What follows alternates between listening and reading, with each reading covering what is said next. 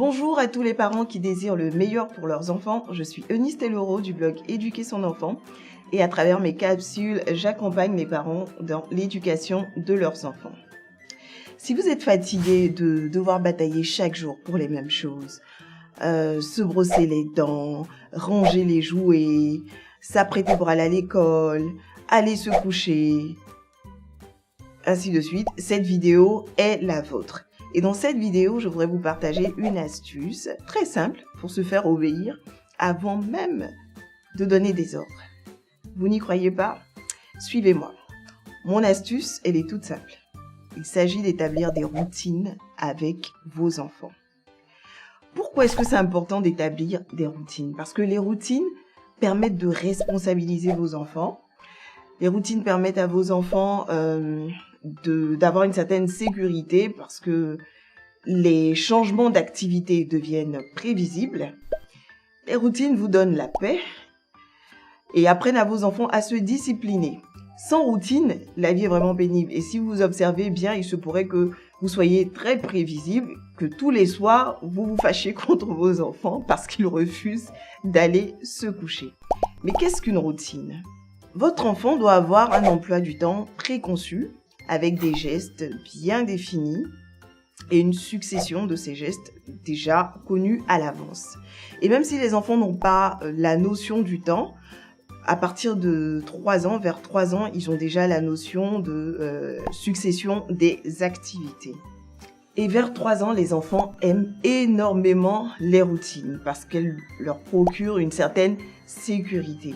Donc, une fois que vous aurez établi vos routines, c'est-à-dire bien définir les différentes tâches, les différentes activités à suivre, et que vos enfants auront pris le pli, gare à vous si vous les transgressez. Alors, vous pourriez par exemple définir une routine pour le matin, une routine pour les midis et une routine pour les soirs. Le matin, la routine pourrait être, par exemple, dès qu'on se lève, on se rince le visage, on se brosse les dents, on va dire bonjour à papa et à maman, on va prendre sa douche, on s'apprête pour aller à l'école, on prend son petit déjeuner et on va à l'école. Et si vous la définissez clairement et que vous l'apprenez à votre enfant, vous dites, quand on se lève le matin, qu'est-ce qu'on fait? On se rince le visage, on se brosse les dents, on va dire bonjour à papa et à maman, ainsi de suite.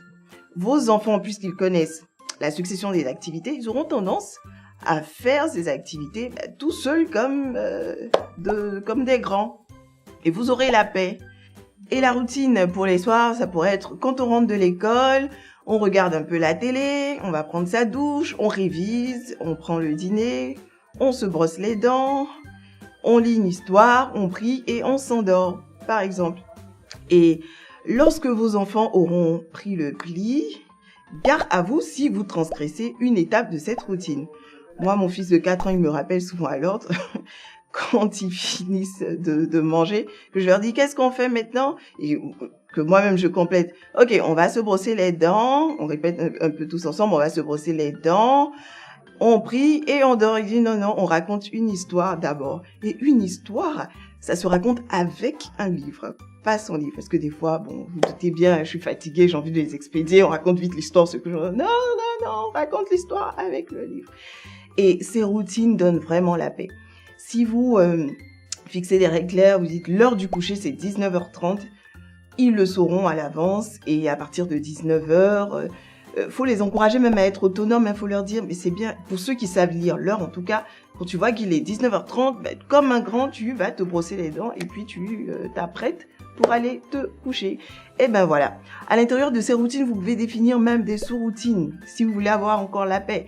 Quand on va prendre sa douche, qu'est-ce qu'on fait? On met son linge sale dans le panier à linge, on se lave, on se rince, on nettoie la douche, on range la douche pour le prochain qui viendra. Donc vous pouvez même à l'intérieur des routines faire des sous-routines et apprendre les répliques à vos enfants par cœur sous forme ludique. Vous pouvez même inventer aussi des chansons pour égayer un peu la maison. Voilà, ce sera tout pour aujourd'hui. Donc si vous voulez avoir la paix et éviter de chaque fois donner des ordres et batailler pour vous faire obéir, définissez avec vos enfants des routines. Si vos enfants ont 5-6 ans, qui sont au CP, qui savent écrire, vous pouvez même leur demander d'écrire ces routines et de les coller sur leurs armoires. Voilà, ce sera tout pour aujourd'hui. Si vous avez aimé cette vidéo, n'hésitez pas à la liker, à la partager et à vous abonner à ma page. Et laissez-moi en commentaire quelques exemples de routines pour vos enfants. À très bientôt.